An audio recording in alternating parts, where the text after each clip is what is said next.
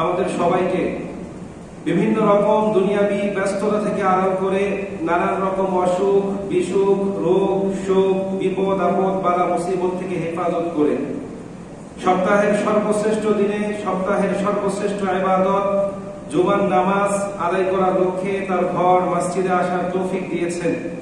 সেই জন্য অন্তরে অন্তঃস্থল থেকে সেই রবের দরবারে তারই শেখানো বাক্যে কালিমাত শুকর আদায় করি, আলহামদুলিল্লাহ। রব্বানা লাকাল হামদ হামদান কাসীরান তাইয়িবান মুবারাকান ফীহি। সকল প্রশংসা একজনের জন্য, তিনি কে?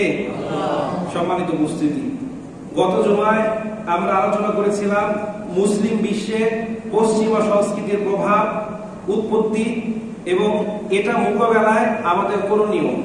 তো তারই ধারাবাহিকতায় আজকে আমরা আলোচনা করব কোরআন সুন্নাহর আলোকে পোশাক, পর্দা, দেহসজ্জা একটা আরেকটার সাথে সম্পর্কযুক্ত। আলোচনা করলেই আপনারা বুঝতে পারবেন। পর্দা ইসলাম ধর্মের অত্যন্ত গুরুত্বপূর্ণ একটা বিধান, যার ফলে বিশ্ব মানবতার মুক্তির দিশারি মহাগ্রন্থ আল কোরআনের একাধিক জায়গায় আল্লাহ পাক রব্বুল আলামিন পর্দার আদেশ দিয়েছেন। পর্দার ব্যাপারে আল্লাহ পাক সকল শ্রেণীর ঈমানদার নারী পুরুষকে সম্বোধন করেছেন। নবী করিম সাল্লাল্লাহু আলাইহি ওয়াসাল্লামকে আদেশ দিয়েছেন তিনি যেন তার স্ত্রীদেরকে, কন্যাদেরকে এবং উম্মতে মুহাম্মাদীর নারী সম্প্রদায়কে পর্দার আদেশ দেন। পর্দা ইসলাম ধর্মের অত্যন্ত গুরুত্বপূর্ণ একটা ইবাদত, যা মেনে চলা, পালন করা ঈমানের অন্যতম একটা দাবি। কিন্তু দুঃখের বিষয় এই যে পশ্চিমা সভ্যতা ও সংস্কৃতির প্রভাবে আমাদের মুসলিম সমাজ আজ এতটাই প্রভাবিত যে পর্দার মতো একটা গুরুত্বপূর্ণ বিধান, ইবাদত আমাদের কাছে অপরিচিত, অপ্রয়োজনীয়, ধর্মীয় মৌলবাদ এবং সেকেলে বলে মনে হয়।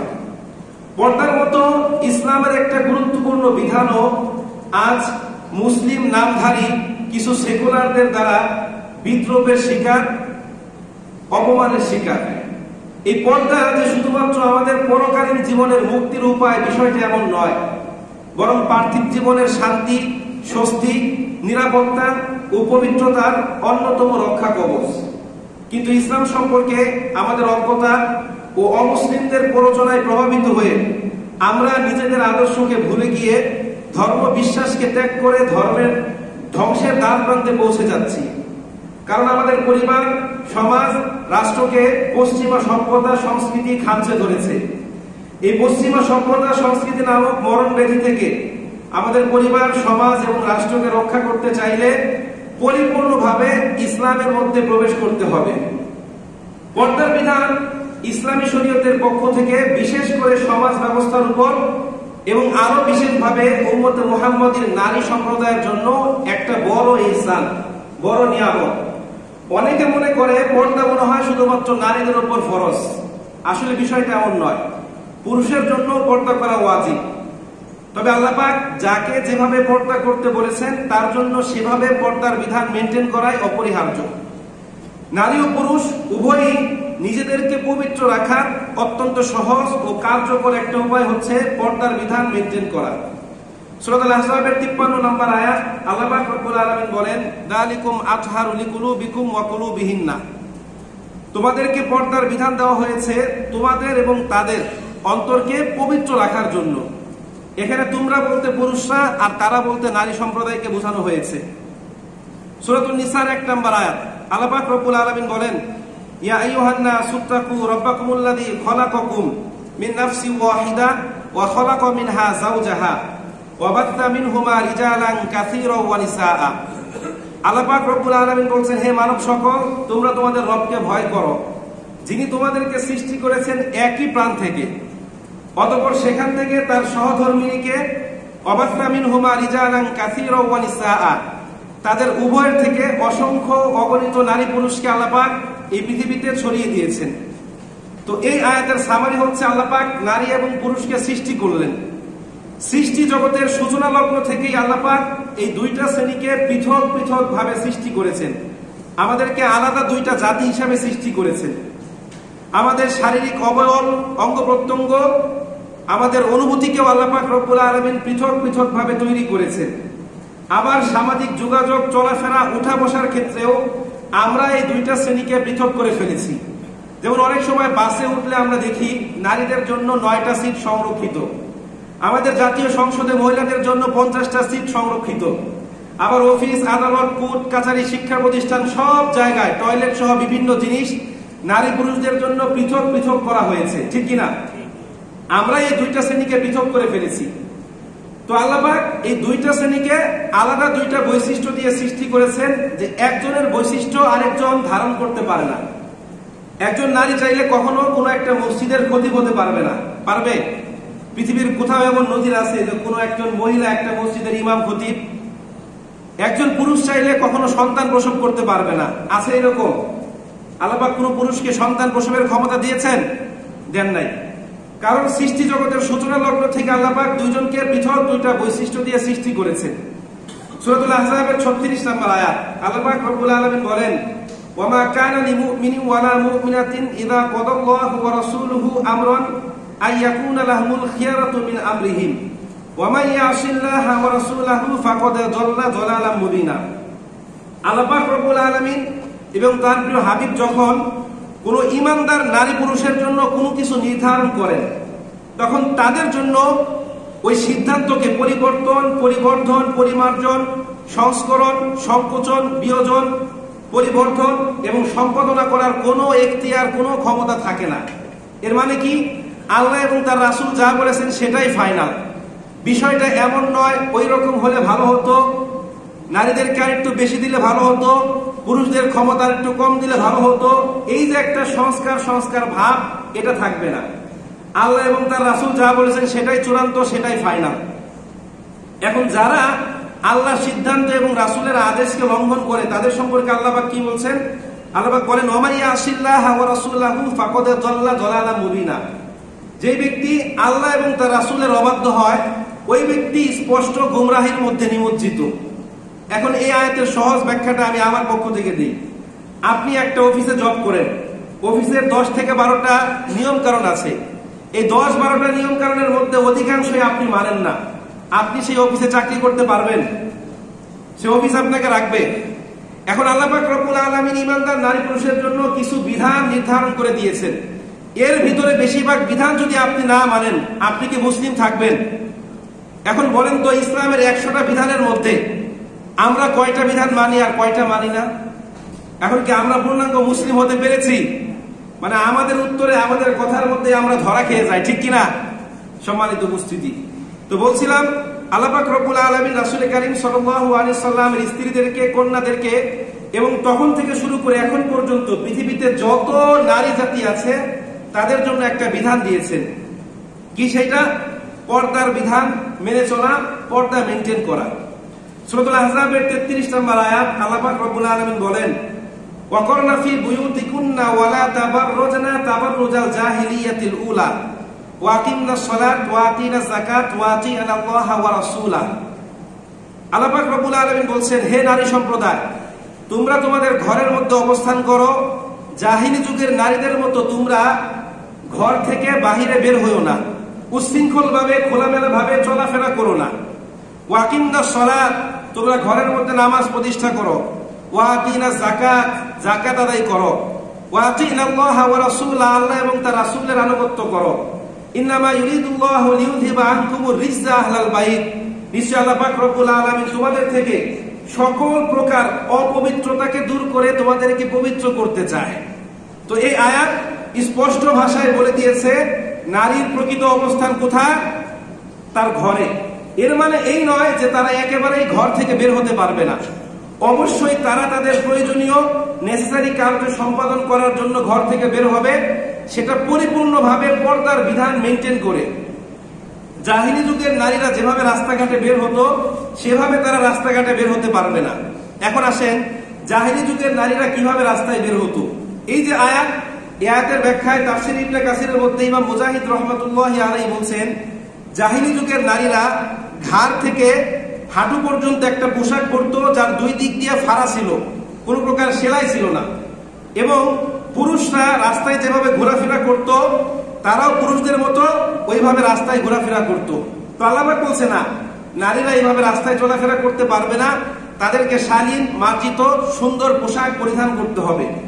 এখন আপনাদেরকে প্রশ্ন করি, আমাদের বর্তমান যুগের নারীরা বেশি উশৃঙ্খল নাকি জাহিলি যুগের নারীরা বেশি উশৃঙ্খল ছিল?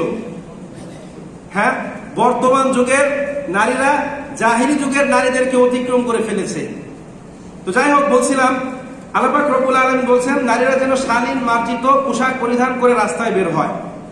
সূরাতুল আহজাবের 59 নম্বর আয়াত আল্লাহ পাক রব্বুল আলামিন বলেন, ইয়া আইয়ুহান নাবিয়্যু কুল লি আজওয়াজিকা ওয়া বানাতিকা ওয়া নিসাইল মুমিনিন ইউদনিনা আলাইহিন্না মিন জালাবিবিহিন্না। আল্লাহ পাক বলছেন, হে আমার প্রিয় হাবিব, আপনি আপনার স্ত্রীদেরকে, কন্যাদেরকে এবং মুমিনা রমণীদেরকে বলে দিন, তারা যখন ঘর থেকে বের হবে তখন যেন তারা তাদের মাথার উপর একটা চাদর টেনে দেয়। এই যে আয়াত, এই আয়াতের ব্যাখ্যায় উম্মতে মুহাম্মদীর বিখ্যাত মুহাদ্দিস মুফাসসির ফকিহ কি নাম তার, অনেকবার বলেছি, হযরত আব্দুল্লাহ ইবনে আব্বাস রাদিয়াল্লাহু তাআলা আনহু, তিনি বলছেন, আমার আল্লাহু নিসাল মুমিনিনা ইযা খরাজনা মিন বুয়ুতিহিন্না ফি হাজা আইয়ুগতিনা বুজুহাহুন্না মিন ফাওকি রুউসিহিন্না বিল জালাবিবি ওয়া ইউদিনা আইনান ওয়াহিদান। তিনি বলছেন, একজন মুমিনা নারী যখন ঘর থেকে বের হবে তখন তার মাথা থেকে পা পর্যন্ত সব কিছু ঢাকা থাকবে, শুধুমাত্র তার চোখ দুইটা বাদ দিয়ে। কি বাদ দিয়ে? চোখ দুইটা বাদ দিয়ে সব কিছু ঢাকা থাকবে। এখন এভাবে যদি কোনো একটা নারী পর্দা করে তাহলে কি হবে? আল্লাহ পাক রব্বুল আলামিন বলছেন, যালিকা আদনা আইয়ুরাফনা ফালা ইউদাইন, তাদেরকে দেখে চেনা যাবে এরা হচ্ছে সম্ভ্রান্ত মুসলিম পরিবারের নারী, সতী সাধ্বী নারী, এরা হচ্ছে পবিত্র নারী। যার ফলে ফালা ইউদাইন, তাদেরকে উত্তপ্ত করা হবে না, ইফটিজিং করা হবে না, অশ্লীল ভাষায় তাদেরকে গালিগালাজ করা হবে না। এখন প্রায় সময় রাস্তাঘাটে বের হলে আমাদের দেখা যায় নারীরা বিভিন্ন সময় ব্যানার ফেস্টুন নিয়ে মানববন্ধন করে, প্রোটেস্ট করে, তারা বলে ইফটিজিংকে প্রতিরোধ করুন, নো মোর টিজিং। অথচ যারা এই প্রতিবাদ বা আন্দোলনগুলো করে তাদের পোশাকের দিকে তাকালে দেখা যায় তাদের মধ্যে অধিকাংশের পোশাক টাইট ফিট, খোলামেলা, ঠিক কিনা? এখন ইফটিজিং হবে কোনটা? যখন আপনি পরিপূর্ণভাবে আল্লাহ পাক যেভাবে পর্দা করতে বলেছেন এইভাবে নিজের শরীরকে, সৌন্দর্যকে ঢেকে সুন্দর করে শালীনভাবে ভদ্রভাবে রাস্তায় চলাফেরা করবেন, তখন যদি কেউ আপনাকে দেখে শীষ দেয়, বাজে মন্তব্য করে, সেটাকে কি বলা যায়? ইফটিজিং বলা যায়। এখন আপনি তাদেরকে আকৃষ্ট করার জন্য খোলামেলা টাইট ফিট পোশাক পরিধান করবেন, পুরুষের পোশাক পরিধান করবেন, আর তারা আপনার দিকে তাকালে সেটা ইফটিজিং হবে? বলেন তো হবে? সম্মানিত উপস্থিতি, এখন আসেন কেমন হবে মুমিন ব্যক্তির পোশাক, মুমিনা নারী এবং মুমিন পুরুষদের পোশাক কেমন হবে? আল্লাহ পাক রব্বুল আলামিন সূরাতুল আরাফের 26 নম্বর আয়াতের মধ্যে বলছেন, ইয়া বানি আদামা কদ আনজালনা আলাইকুম লিবাসা ইওয়ারি সাওআতিকুম ওয়ারিশা ওয়া লিবাসুত তাকওয়া যালিকা খায়র যালিকা মিন আয়াতিল্লাহ লাআল্লাকুম ইয়াযাক্কারুন। আল্লাহ পাক বলছেন, হে বনি আদম, কদ আনজালনা আলাইকুম, অবশ্যই আমি আল্লাহ তাআলা তোমাদেরকে পোশাক দিয়েছি, লিবাসা ইওয়ারি সাওআতিকুম ওয়ারিশা, এই পোশাক দ্বারা তোমরা তোমাদের লজ্জাস্থানকে আবৃত করো, ওয়া লিবাসুত তাকওয়া যালিকা খায়র, আর মনে রেখো তাকওয়ার পোশাকই হচ্ছে সর্বোত্তম পোশাক, যালিকা মিন আয়াতিল্লাহ লাআল্লাকুম ইয়াযাক্কারুন, এগুলো হচ্ছে আল্লাহর পক্ষ থেকে তোমাদের জন্য দিক নির্দেশনা, যাতে তোমরা উপদেশ গ্রহণ করতে পারো। এখন এই যে আয়াত, এই আয়াতের কি পয়েন্ট কোনটা? ওয়া লিবাসুত তাকওয়া যালিকা খায়র, যে তাকওয়ার পোশাকই হচ্ছে সর্বোত্তম পোশাক। এখন লিবাসুত তাকওয়া কি, এটাকে যদি আমরা শাব্দিকভাবে এক্সপ্লেনেশন করি বা বিশ্লেষণ করি তাহলে লিবাস শব্দের অর্থ পোশাক, আপনারা সবাই জানেন, ঠিক কিনা? আর তাকওয়া শব্দের অর্থ কি? আল্লাহকে ভয় করা। তাহলে লিবাসুত তাকওয়া মানে হচ্ছে কি? ক্ষুধাবিরতার পোশাক, যে পোশাক পরলে সর্বদা আল্লাহ পাক রব্বুল আলামিনের কথা মনে থাকে, ইসলামের রুলস এন্ড রেগুলেশনের মধ্যে পড়ে, সেটাই হচ্ছে কি? লিবাসুত তাকওয়া। You have to bear in mind that, আপনাকে সর্বদা মনে রাখতে হবে পোশাক শুধু আমাদের বাহ্যিক আকার আকৃতি এবং লজ্জাস্থানকে আবৃত করে না। পোশাক এমন একটা জিনিস যেটা মানুষের লজ্জাস্থানকে আবৃত করার পাশাপাশি মানুষের মনের গতিবিধিও নিয়ন্ত্রণ করে। অনেক আগে একটা বইয়ের মধ্যে পড়েছিলাম যে কিছু পোশাক মানুষকে সম্মানিত করে, কিছু পোশাক মানুষকে লাঞ্ছিত করে, কিছু পোশাক মানুষকে অহংকারী করে তোলে, কিছু পোশাক মানুষকে বিনয় দান করে, আবার কিছু পোশাক মানুষকে অশ্লীলতা, নোংরামি, বেহাপনার দিকে ধাবিত করে। তো যেই পোশাক মানুষকে অশ্লীলতা, বেহায়াপনা, নোংরামির দিকে ধাবিত করে, সকল আলেমদের মতে ওই ধরনের পোশাক পরিধান করা কি হারাম, হারাম, হারাম, ঠিক কিনা? সম্মানিত উপস্থিতি, এবার আমরা যাব সূরাতুন নূরের 30 নম্বর আয়াত। আল্লাহ পাক রব্বুল আলামিন বলেছেন, কুল্লিল মুমিনিনা ইয়াগুদ্দু মিন আবসারিহিম ওয়া ইয়াহফাজু ফুরুজাহুম যালিকা আযকা লাহুম ইন্নাল্লাহা খাবীরুম বিমা ইয়াসনাউন। আল্লাহ পাক বলছেন, হে আমার প্রিয় হাবিব, আপনি আপনার উম্মতের পুরুষ সম্প্রদায়কে বলে দিন, তারা যেন তাদের দৃষ্টি শক্তিকে সংযত রাখে, ওয়া ইয়াহফাজু ফুরুজাহুম, তাদের লজ্জাস্থানকে হেফাজত করে, যালিকা আযকা লাহুম, এটাই হচ্ছে তাদের জন্য কল্যাণকর, অধিক ভালো কাজ। ইন্নাল্লাহা খাবীরুম বিমা ইয়াসনাউন, নিশ্চয় তারা যা করে সেই সম্পর্কে আল্লাহ পাক অবগত। এখন ইন্নাল্লাহা খাবীরুম বিমা ইয়াসনাউন এই আয়াতের অংশটুকুর ব্যাখ্যা করতে গেলে অনেক সময় লাগবে। মানে আপনি চোখ দিয়ে দেখে অন্তর দিয়ে কি পরিকল্পনা করছেন, আপনার লজ্জাস্থান কি অবস্থায় আছে, এটা সম্পর্কে যিনি জানেন তিনি কে? একজন নারী বেপরদায় আপনার সামনে ঘোরাফেরা করছে, তার দিকে তাকানোর পরে অন্তরে কি পরিকল্পনা করছেন, আপনার লজ্জাস্থানের অবস্থা কেমন, এটা সম্পর্কে যিনি জানেন তিনি কে? আর ব্যাখ্যা করলাম না। এরপর আল্লাহ পাক রব্বুল আলামিন নারীদের উদ্দেশ্যে বলছেন, ওয়াকুল্লিল মুমিনাতি ইয়াগুদুনা মিন আবসারিহিন্না ওয়া ইয়াহফাজনা ফুরুজাহুন্না ওয়া লা ইউবদিনা যিনাতাহুন্না ইল্লা মা যাহারা মিনহা। হে আমার প্রিয় হাবিব, আপনি আপনার উম্মতের নারী সম্প্রদায়কে বলে দিন, তারা যেন তাদের দেহকে আবৃত রাখে এবং পর পুরুষের সামনে নিজেদের সৌন্দর্যকে প্রদর্শন না করে।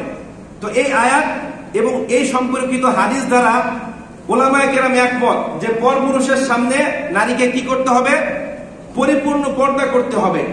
শুধুমাত্র মাহরাম পুরুষ যারা আছে এদের বাদ দিয়ে বাকি সবার সামনে কি করতে হবে? পরিপূর্ণ পর্দা করতে হবে। এখন আমরা কি আমাদের স্ত্রীদেরকে, কন্যাদেরকে, আরো যারা আছে আত্মীয় স্বজন, এদেরকে কি পরিপূর্ণ পর্দার মধ্যে রাখি? বলেন তো। আমরাই ফেসবুকে ছবি ছেড়ে দিই, অমুক জায়গায় ঘুরতে গেলাম, তমুক জায়গায় এটা করলাম, স্ত্রী সহ, কন্যা সহ, ঠিক কিনা? ভুল বললাম নাকি? সম্মানিত উপস্থিতি, তো একজন প্রাপ্তবয়স্ক নারীর জন্য পরপুরুষের সামনে পর্দা করা কি? নট নফল, নট ওয়াজিব, নট সুন্নাহ। এটা কি? এটা ফরজ, মাথায় রাখতে হবে।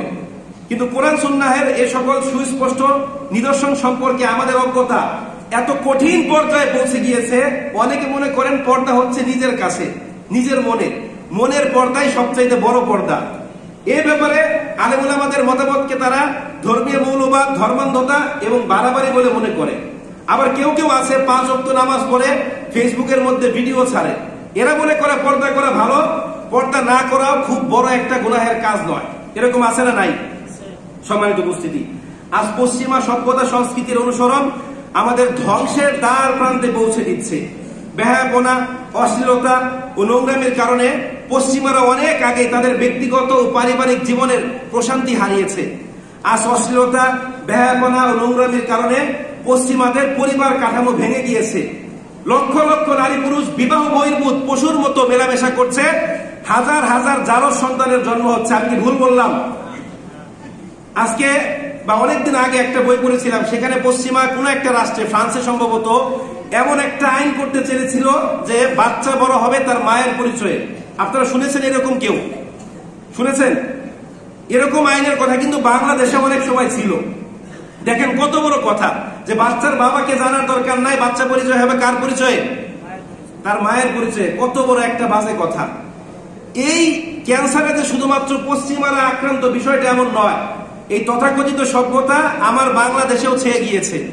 আজকে বাংলাদেশের তথাকথিত কিছু সেলিব্রিটি বিয়ের আগেই বাচ্চা প্রসব করে, এরপর প্রকাশ্যে সংবাদ সম্মেলন করে বাচ্চার বাবার নাম ঘোষণা করে, এরপর তারা বিবাহ বন্ধনে আবদ্ধ হয়। এরকম আছে না নাই?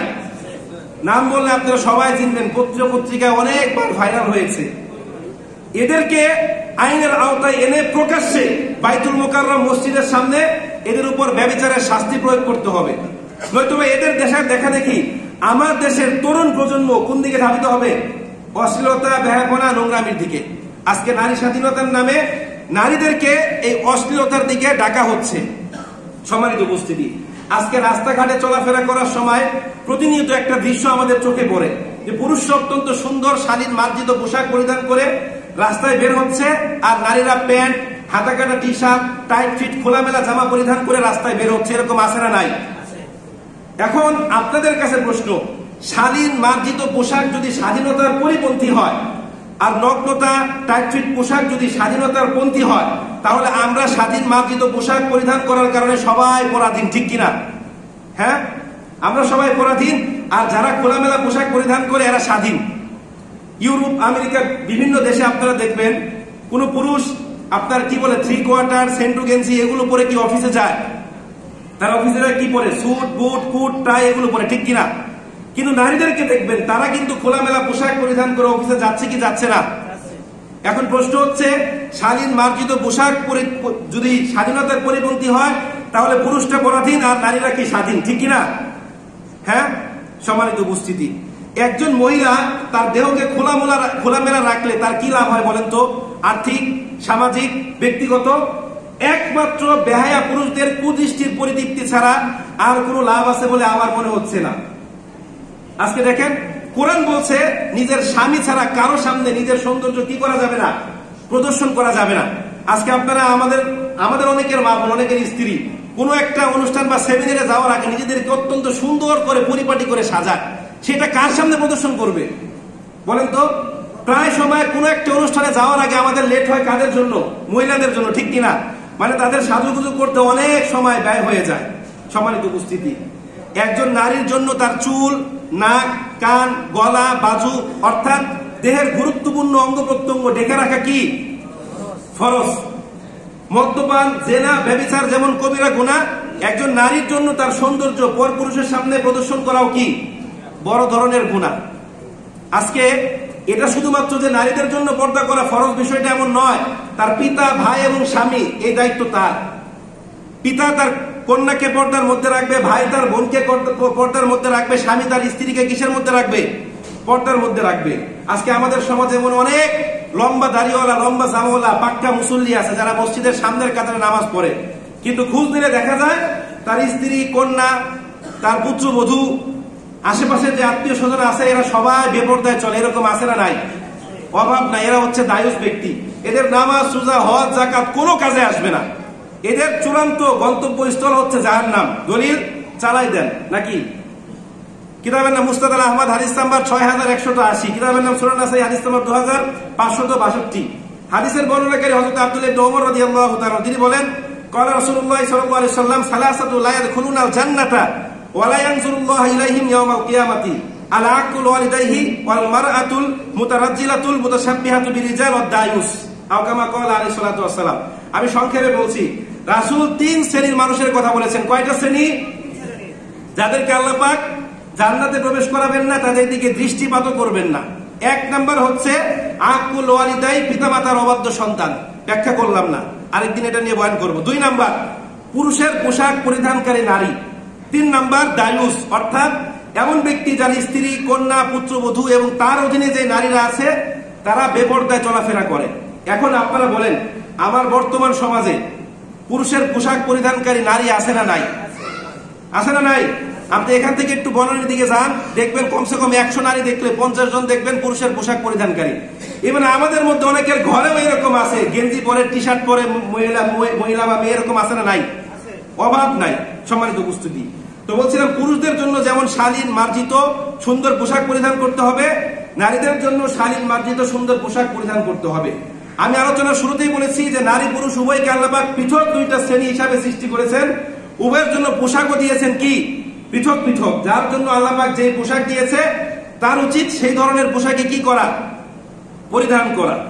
আজকে আমার দেশের ইউনিভার্সিটিতে, বিশ্ববিদ্যালয়গুলোতে, বিভিন্ন স্কুল বা শিক্ষা প্রতিষ্ঠানে কোন নারী যখন পরিপূর্ণভাবে পর্দা করে যায় তখন অনেক শিক্ষকদের গায়ের মধ্যে আগুন ধরে যায়। আবার কেউ যদি টাইট ফিট, হাতে কাটা টি শার্ট, জিন্স প্যান্ট পুরুষদের পোশাক পরিধান করে যায় তখন তারা কিছুই বলে না। পরিপূর্ণভাবে পর্দা করে ইউনিভার্সিটিতে গেলে তারা অনেকে বলে পর্দা করলে মাদ্রাসায় গিয়ে ভর্তি হও, বিশ্ববিদ্যালয়ে আসার দরকার নাই। এরকম আছে না নাই? অভাব নাই। আচ্ছা, নগ্নতায় কি স্বাধীনতার প্রতীক? তারা আবার পোশাকের স্বাধীনতার কথা বলে। পোশাকের স্বাধীনতা মানে কি? আমার যেটা ইচ্ছা আমি ওই ধরনের পোশাক পরিধান করতে পারবো, ঠিক কিনা? তাহলে খোলামেলা পোশাক পরিধান করে গেলে তারা কিছুই বলে না, পর্দা করে গেলে তাদের গায়ের মধ্যে আগুন ধরে যায়। এরকম আছে না নাই? আল্লাহর কসম, যারা পর্দা করাকে আনসিভিলাইজেড, আনকালচারেড, রিলিজিয়াস ফান্ডামেন্টালিজম বলে, যারা ইসলামের মৌলিক বিধিবিধান নিয়ে কথা বলে, এরা আসলে শিক্ষিত নয়। এরা শিক্ষার নামে কুশিক্ষা দ্বারা নিজেদের অন্তরকে পরিপূর্ণ করেছে। জোরে বলেন ঠিক কিনা?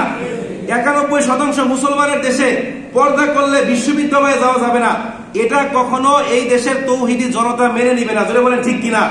সম্মানিত উপস্থিতি, আপনাদেরকে সামনে রেখে বলতে চাই, ইসলাম নারী স্বাধীনতার বিপক্ষে নয়, নারীকে ঘরে বন্দি করে রাখার পক্ষেও নয়, আবার নারীরা খোলামেলা ভাবে রাস্তায় চলাফেরা করবে এটার পক্ষেও নয়। ইসলাম চায় নারীরা সুন্দর, স্বাধীন, মার্জিত পোশাক পরিধান করে রাস্তায় বের হোক। আপনারা জানেন কিনা জানি না, রাসূলের যুগে কিন্তু নারীরাও যুদ্ধে অংশগ্রহণ করেছে, ঠিক কিনা? সম্মানিত উপস্থিতি, বলছিলাম দেশের হিউজ সংখ্যক জনসমষ্টিকে ঘরের মধ্যে বন্দি করে রেখে দেশের উন্নতি অগ্রগতি সম্ভব? সম্ভব। অবশ্যই তাদেরকে রাস্তায় বের করতে হবে, তবে সেইটা পরিপূর্ণ ইসলামের মধ্যে থেকে। একটা বইতে পড়েছিলাম যে একজন পুরুষকে শিক্ষিত করা মানে একজন ব্যক্তিকে শিক্ষিত করা, আর একজন নারীকে শিক্ষিত করা মানে গোটা একটা পরিবারকে শিক্ষিত করা, ঠিক কিনা? একজন নারী, একজন মা, কারো পুত্রবধূ, কারো বোন, সে সর্বদা ঘরের মধ্যে থাকে, সে যদি শিক্ষিত হয় তার থেকে তার সন্তানরা শিক্ষিত হবে, ঠিক কিনা? সন্তানের অগ্রগতির পিছনে সবচেয়ে বড় ভূমিকা থাকে তার মায়ের, কারণ বাবা বেশিরভাগ সময় কোথায় থাকে? বাহিরে। এখন নারী জাতিকে যদি আপনি শিক্ষিত না করেন, তাহলে আমাদের উন্নতি অগ্রগতি সম্ভব? বলেন সম্ভব? এজন্য আমাদেরকে নারীদেরকেও সুশিক্ষায় শিক্ষিত করতে হবে। সেটা কিসের মধ্যে থেকে? পর্দার মধ্যে থেকে। এবার আসেন পর্দার গুরুত্ব। পর্দা হচ্ছে ইসলামের সার্বক্ষণিক অপরিহার্য একটা ফরজ ইবাদত। পর্দার মূল কথাই হচ্ছে নারী পুরুষের মধ্যে অবাধ মেলামেশা বন্ধ করা। পর নারীর সংস্পর্শ থেকে পুরুষ, পর পুরুষের সংস্পর্শ থেকে নারীদেরকে রক্ষা করাই হচ্ছে কি পর্দার মূল লক্ষ্য উদ্দেশ্য।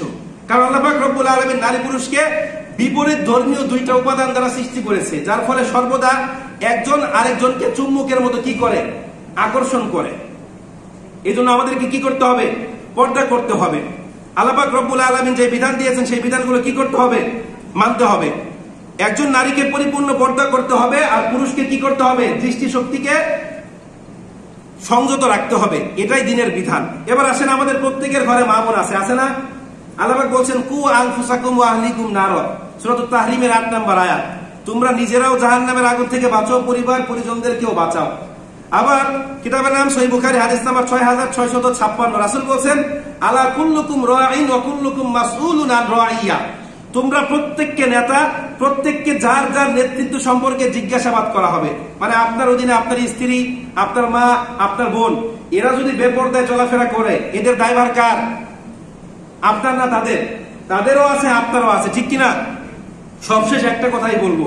আল্লাহ পাক বলছেন সূরাতুল বাকারা 85 নম্বর আয়াত, আফাতুমিনুনা বিবাদিল কিতাব ওয়া তাকফুরুনা বিবাদ। তোমরা কি কিতাবের কিছু অংশ মানবে আর কিছু অংশ মানবে না?